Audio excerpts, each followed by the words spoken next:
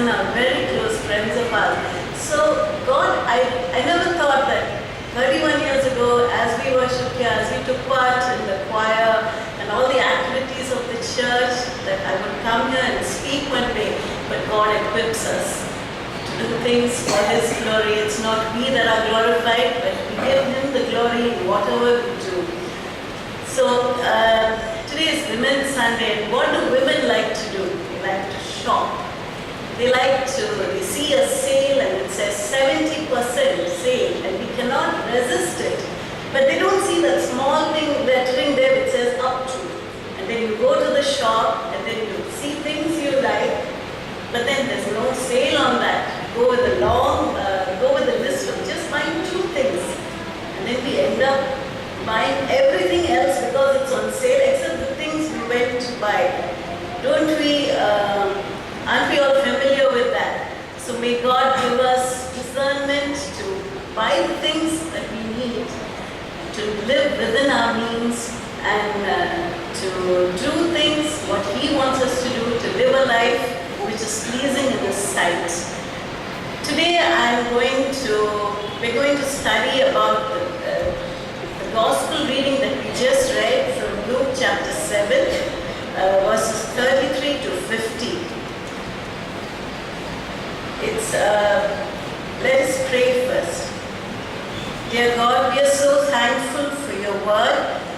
Through the story that we are going to study, we are thankful that we can truly see the person of Jesus Christ and see how powerful He is, how He is able to touch our lives. And I pray that you teach us today about forgiveness, about love and loving response that we should have to the forgiveness that you so freely give us. And I pray that our hearts are convicted and that we let go of any Pharisee-like attitude that we may have. Open the eyes of our heart to receive your word. In your name we pray. Amen. Let's turn our Bibles to Luke chapter 7, from verse 36 onwards. If you look at the beginning of Luke chapter 7, we see the authority of Jesus being spoken about. Verses 1 to 10 talk about Jesus' authority over disease. The centurion has a servant who is sick, and he comes to Jesus, and he says he is not worthy to stand before him or for Jesus to come to his house. He says, all you have to say is, be well, and my servant will be healed. He had great faith. In verses 11 to 17, it talks about Jesus' authority over death as He raised the son of the widow of Nain. And in verses 18 to 32, we see the authority of Jesus over doubt. John the Baptist, in moments of weakness, had periods of doubt, in spite of all the evidence that he had about Jesus. And in verses 33 to 50, we see the authority of Jesus over sin. Now, if you have experienced the forgiveness of God through His Son, this story will definitely touch your lives. I'd like to title it as The Wordless Worship of an Unnamed Woman. There's no name to this woman, but the story has such a great impact on our lives. Now, the Pharisees were keepers of the law. They were so meticulous in what they did. They formulated traditions and beyond the law. They had a righteousness that was not based on the righteousness of God. It was based on themselves, based on the things they did, not by trust or faith in the system that God established. So these men were really unbelieving. They were unbelieving in the baptism of John and the things he did, over the authority he had, and in all that he did. And so they didn't accept him. And throughout the gospel we see that the Pharisees are lined on the other side of Jesus, except for a few like Nicodemus. Now Simon was a Pharisee, a religious leader of Israel. And one day he invited Jesus over for dinner. What was his motive in inviting Jesus? There are statements that he makes later that reveal the condition of his heart. So the Pharisee's house is open, Jesus is invited to dinner. They would have sat around a low table.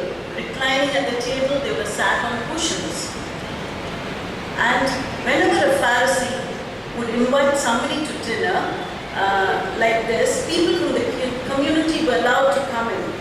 They weren't allowed to sit at the table, but they would line the edges of the room. They would stand around.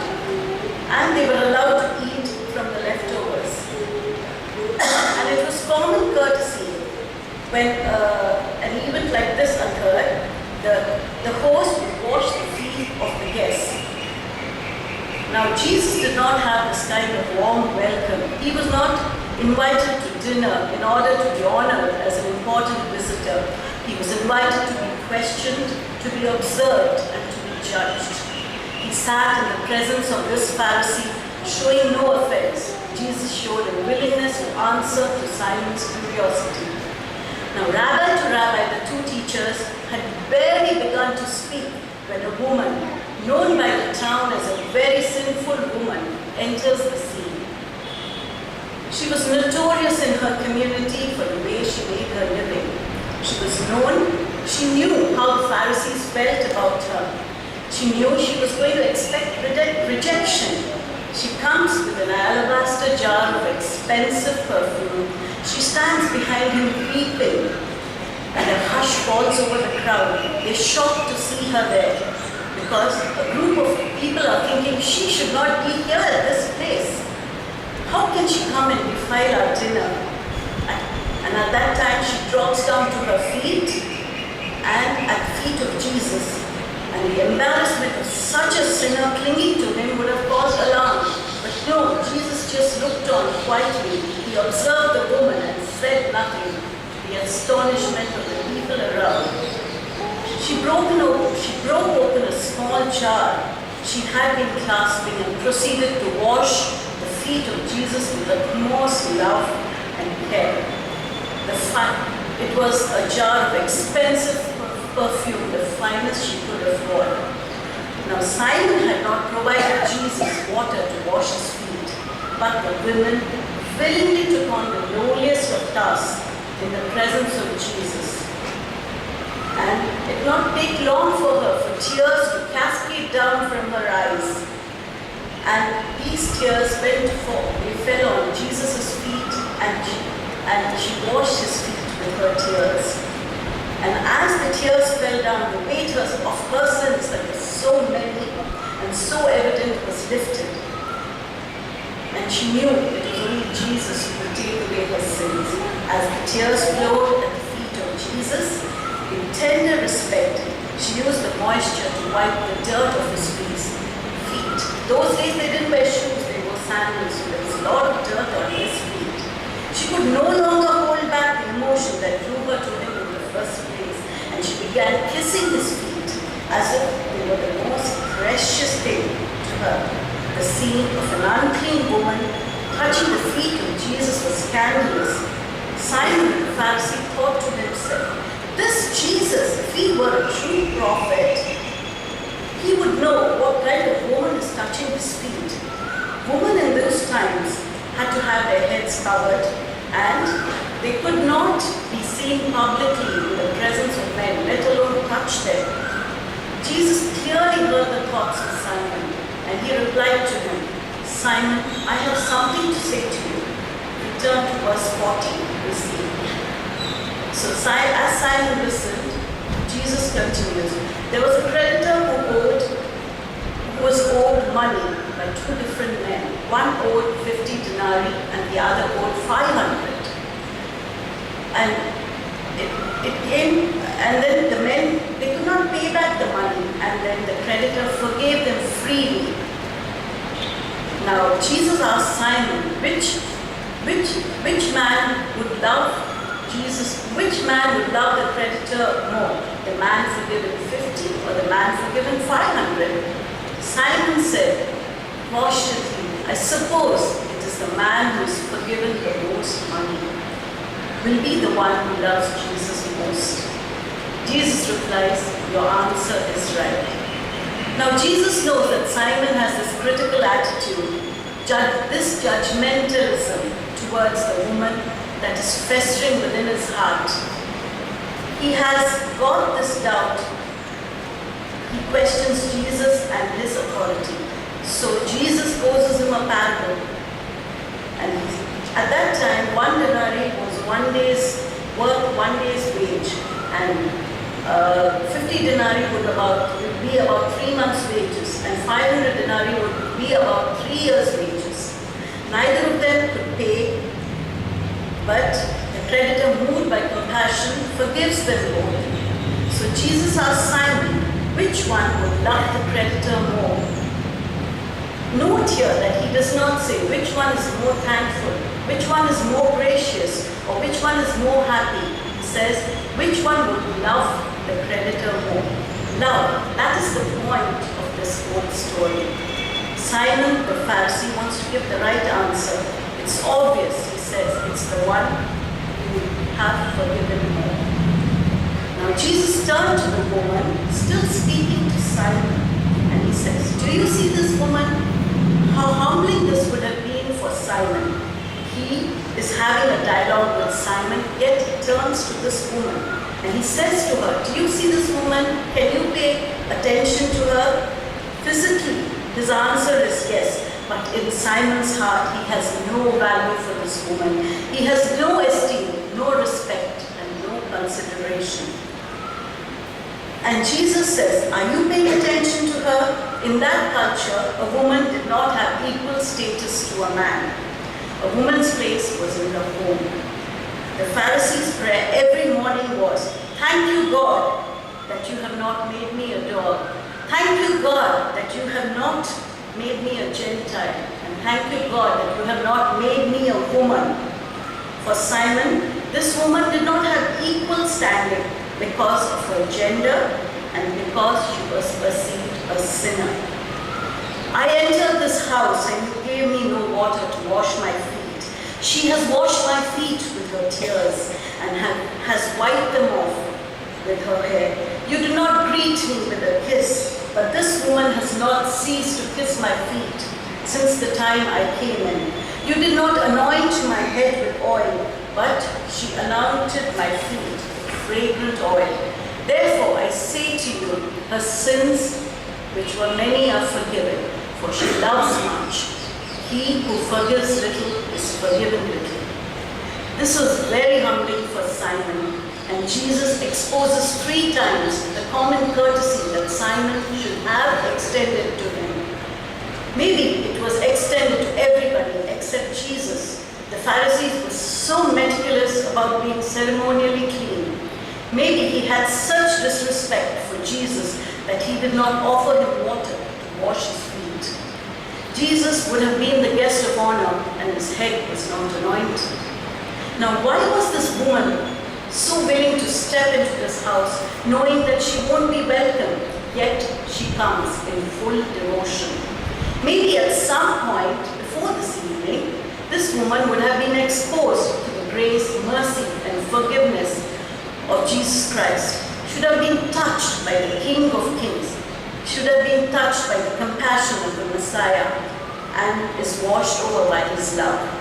And what did Jesus do with the unclean? He reaches out to them in love. And as she is watching the proceedings, she is astonished to see that how could they do this to Jesus? How could they treat him thus? How could it happen to one such as Jesus in this house?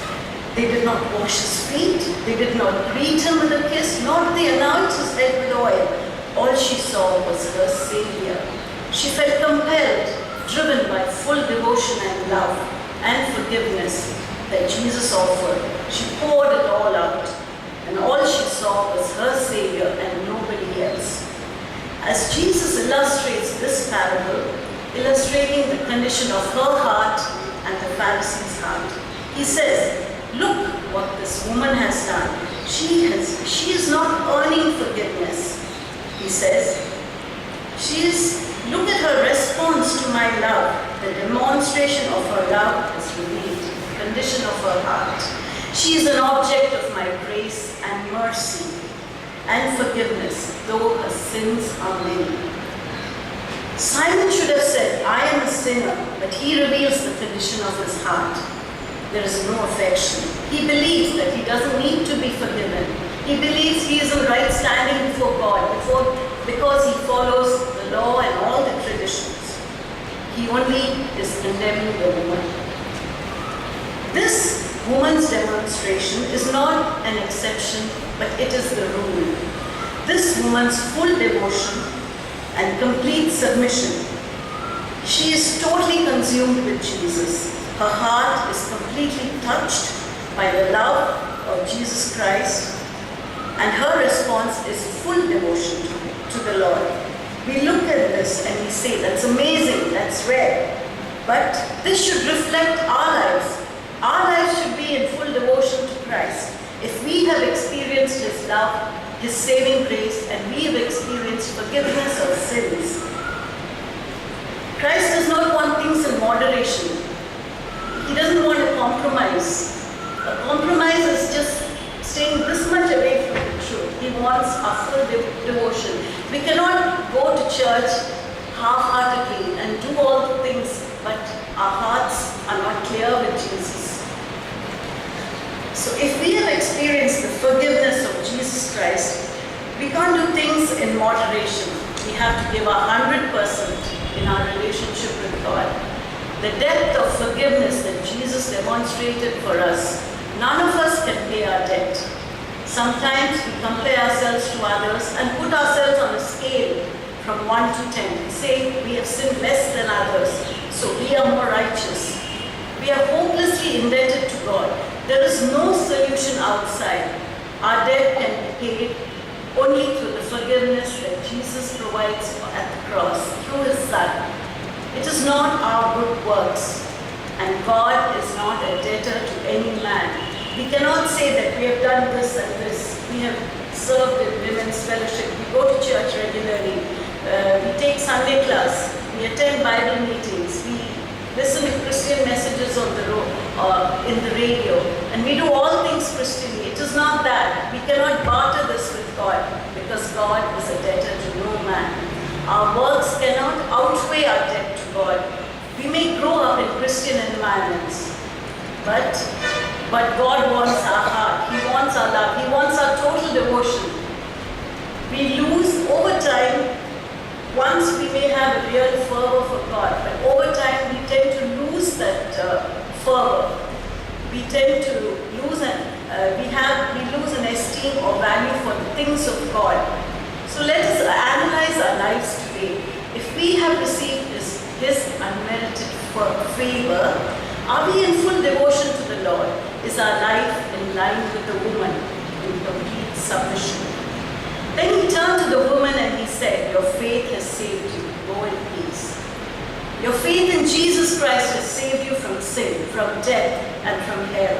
You can now go because you have the peace of God. And that day at that dinner, she was the only one who went with the peace of the Lord. May our hearts not grow so hardened that we walk in our own self-righteousness and are justified by it and start categorizing people. Jesus doesn't see those divisions. Let us not build walls between Jesus and the unsaved. We have to be lighthouses in this world, to be a bridge between the unsaved and God. Let us worship God in total abandon, or in the silence of our hearts as the woman did. Not worrying what people said. We can stand up, we can lift our hands in praise, we can speak in the silence of our hearts. Many times we restrict ourselves because we think, what would other people think of us? They think us to be crazy. So are we esteeming Him the way He deserves to be esteemed? The centurion said, I am not worthy. And the Pharisees said to Jesus, you are not worthy to come to my house. Whatever may be holding us back in full devotion to Jesus Christ, if we have experienced His forgiveness, His love, let us give back in full devotion. Our whole being is an altar upon which we present our love to Him. Jesus said, love the Lord with all your heart, and with all your soul, and all your mind, and love your neighbor as yourself. These are the two commandments that Jesus gives us in the New Testament. And it is so much in line with this story. Jesus says, love the woman who was who was so sinful. Love her with all your mind. Love others as yourself, and love Jesus with your full devotion. Let us pray. Thank you, Lord, that you have loved us so completely and continue to love us so unfailingly, even when we falter. We pray as we look at this woman's life, we would be humble enough to learn. May your Spirit reveal to us anything that hinders us from full devotion to you. May we anoint your head with oil in our praise and worship to you. May the fragrance of our worship fill your church. As your word says in 2 Corinthians chapter 2, verse 15, for we are to God a sweet aroma of Christ among those who are saved and those who perish. May our lives and our prayers be pleasing to you. It is not our spiritual eloquence, Lord. It's not our prayers in public or our maintenance of a holy appearance that makes us right before you. It is our heart that has to be right. Thank you, Lord, for what you have shown to us today, Lord. You have, by your grace and by your mercy, by your unmerited favor, you have saved us, Lord. And we pray that we remove all those things that hinder us from our full devotion to you. Amen. As I was preparing this message,